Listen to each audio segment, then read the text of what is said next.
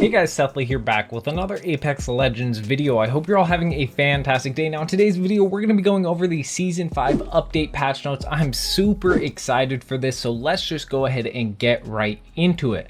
So starting off, they cover the new Legend Loba. I'll show her on screen. By now, we all know what she looks like. She's stylish, sophisticated, and resourceful. Loba uses her jump drive bracelet to teleport where she pleases and takes what she wants. Her tactical is called Burglar's Best Friend.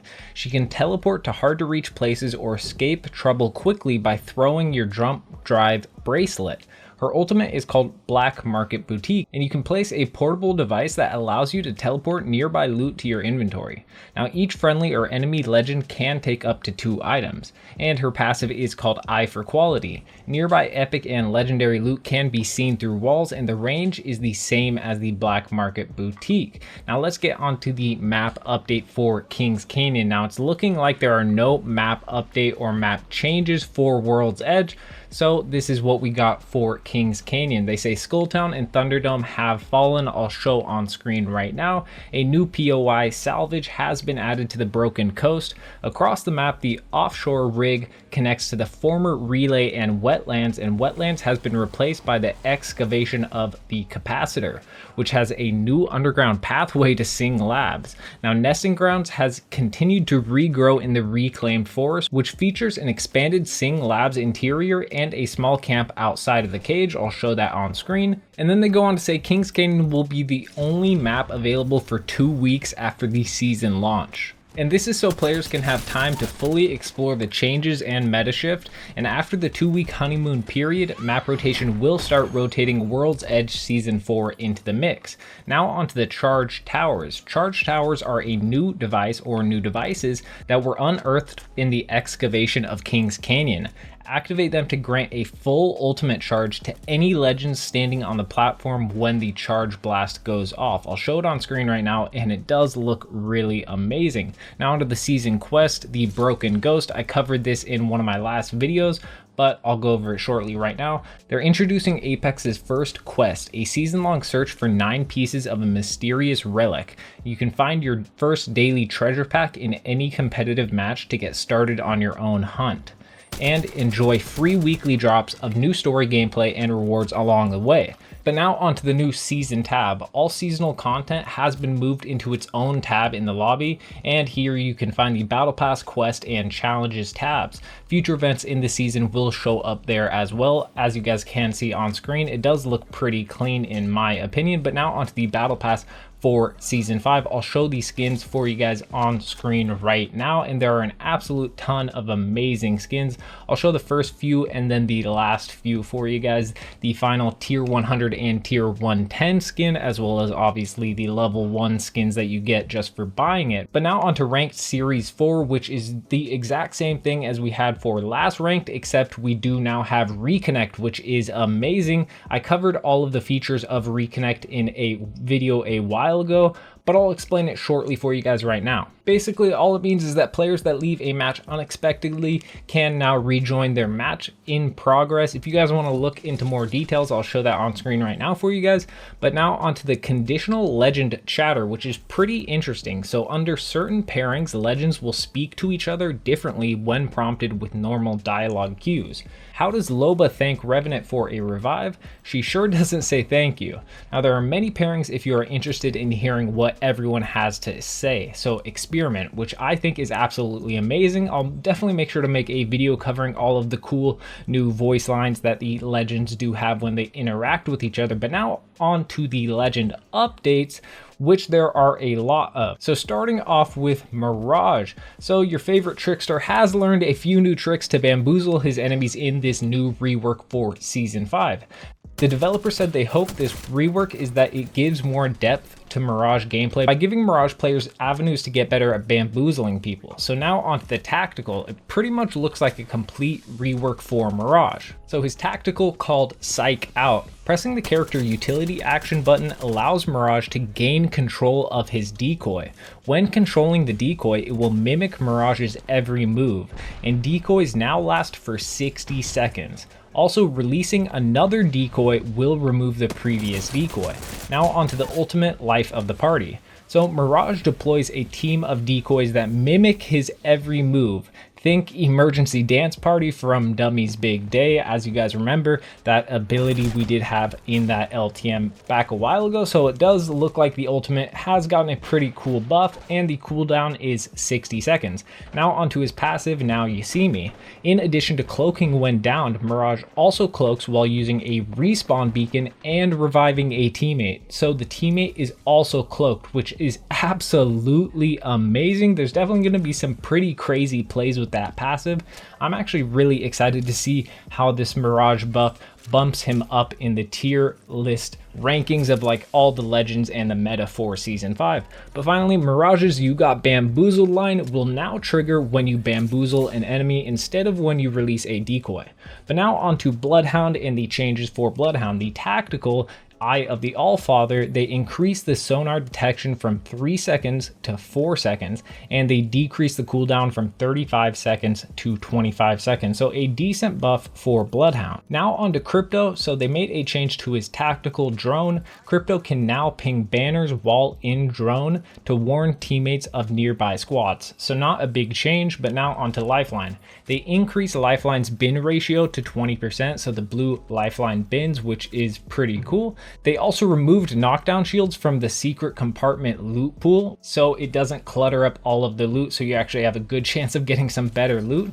But now onto Caustic. The developers said this is something that is a bit of an experiment. They'll be keeping an eye out to make sure this change doesn't cause any degenerate player behavior, but they said friendly gas no longer slows teammates, and caustic traps are no longer triggered from the other side of a door. So that's actually a pretty huge buff for caustic, if I do say so myself, because as a teammate who plays with a lot of caustics, running into friendly gas and being slowed by it is really annoying. So it's amazing that they removed that. But finally, now onto Octane, as we've all been waiting for a buff for Octane. So the developer said this is a first step in pushing more team utility for Octane, which is exactly what he needs. But they said we have more updates planned, but they didn't make the cutoff for this patch. So this is the only change as of right now for Octane. His launchpad cooldown is reduced from 90 seconds to 60 seconds. I'm definitely excited to see what else they have in store for him in the future, but that's definitely a decent change for now. Now onto Gibraltar. The developer said internal data shows that Gibraltar's performance in individual fights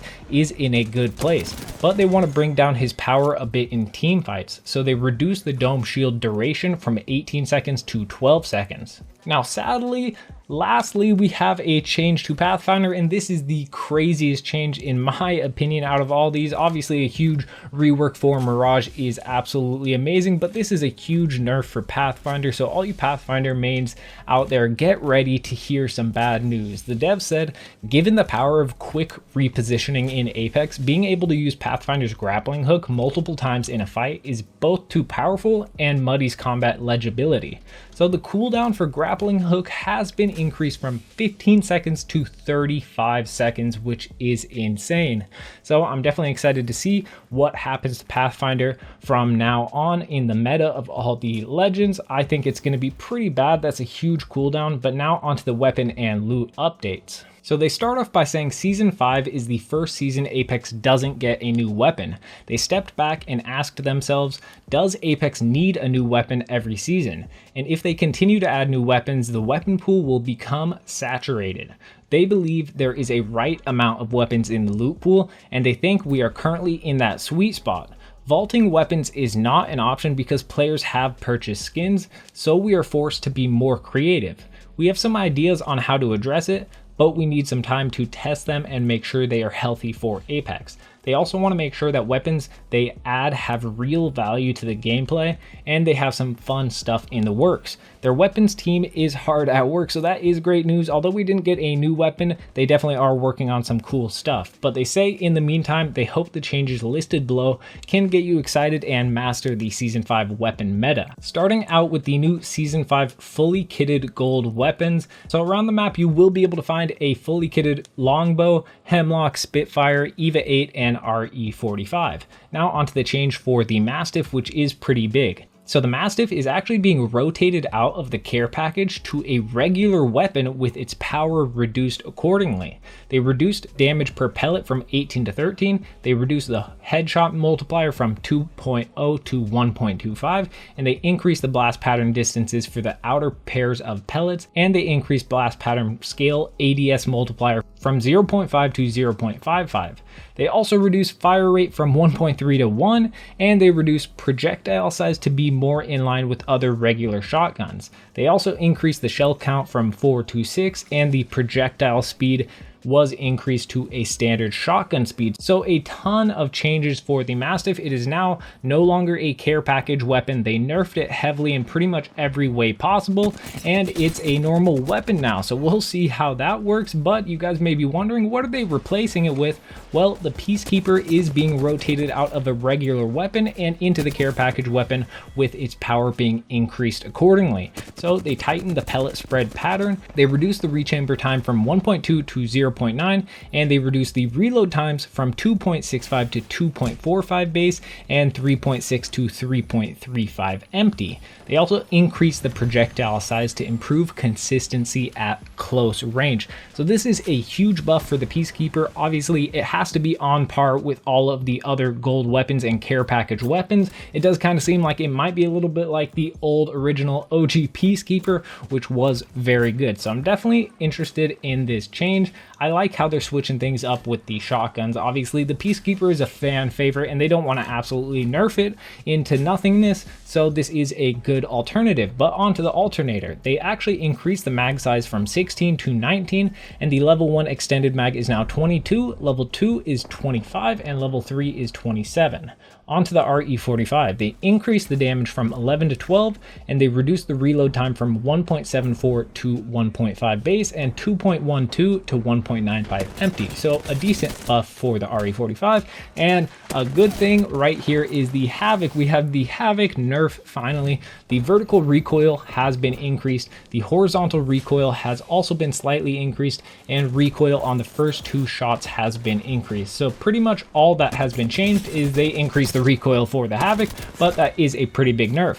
Now onto the longbow. They actually reduced the headshot scale from 2.15 to 2.1, and with the wingman they also reduced the headshot scale from 2.1 to 2. Now this is because they are also adding the skull piercer hop up for DMRs and wingmans back into the games. So the longbow with skull piercer, the headshot scale goes from 2.1 to 2.5 with the skull piercer, and with the wingman with the skull piercer, it goes from 2.0 to 2.25. They also vaulted the anvil receiver, so that is no longer in the game. Lastly, they made a change to gold armor. They added a perk, so shield cells and syringes give double the amount per use, which is insane. So you're actually going to get 50 shield per cell and 50 health per syringe. So you only need 2 to get to full HP. However, they did remove the perk where you have 50% increased healing speed.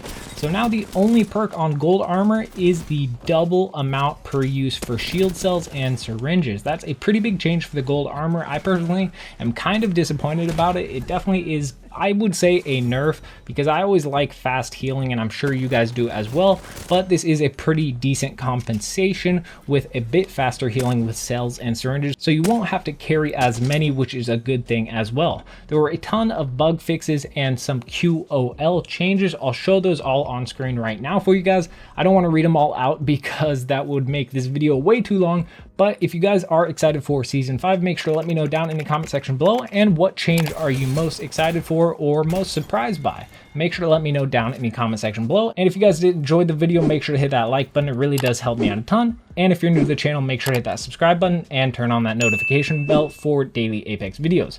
But it's been your boy Southly, and I'm out.